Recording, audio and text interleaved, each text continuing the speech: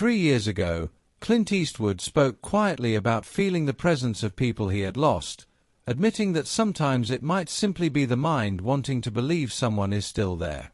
Yet even with those reflective moments, the man who was once told he was too old 40 years ago continues to defy expectations. Now in his 90s, Eastwood still lives a life that surprises even his own family. His day often begins before sunrise with a demanding workout that many people half his age would struggle to finish. He still flies his own helicopter, avoids birthday celebrations because he dislikes the attention, and casually buys beautiful multi-million-dollar properties when they catch his eye.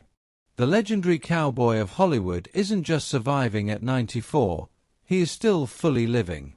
What makes his story even more remarkable is that he was never supposed to become a legend in the first place. Clint Eastwood was born on May 31, 1930, weighing more than 11 pounds, earning the nickname Samson from nurses.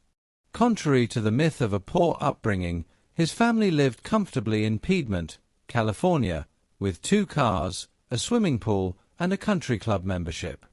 His mother could even trace their ancestry back to the Mayflower. Despite that privilege, school was difficult for Clint. He struggled academically, failed a grade in junior high, and often seemed more interested in fixing engines, chasing cars, and spending time with friends than studying. Teachers noticed his potential on stage, but he ignored their advice at the time. One quiet talent hinted at the artist he would later become. He played the piano extremely well, practicing for hours until his fingers hurt. That discipline would later help him compose music for his own films. After high school, Eastwood didn't immediately pursue acting. Instead, he worked dangerous and unusual jobs, including taming floating logs in Oregon where a single mistake could be fatal. Later, he was drafted into the Army and stationed at Fort Ord, where he earned extra money working as a lifeguard and occasionally as a bouncer. During one dramatic night, he even had to break up a knife fight. A life-changing moment came in 1951 when he survived a terrifying plane crash off the California coast. The aircraft went down near Point Reyes, and Eastwood had to swim more than 2 miles through freezing water to reach shore. Only later did he learn that the area was known for sharks. He described the experience as pure terror, and it stayed with him for the rest of his life.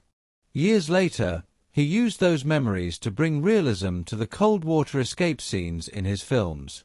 His acting career, however, began in the most humble way possible. In 1955, he landed a tiny role in the low-budget monster film Revenge of the Creature. He played a nervous lab assistant who loses a rat, and the scene reportedly took 15 takes to complete. Eastwood earned only $75 a week, and the studio nearly cut his scene entirely. No one on that set could have imagined that the awkward young actor fumbling with a lab coat would eventually become one of the most powerful and respected figures in Hollywood history.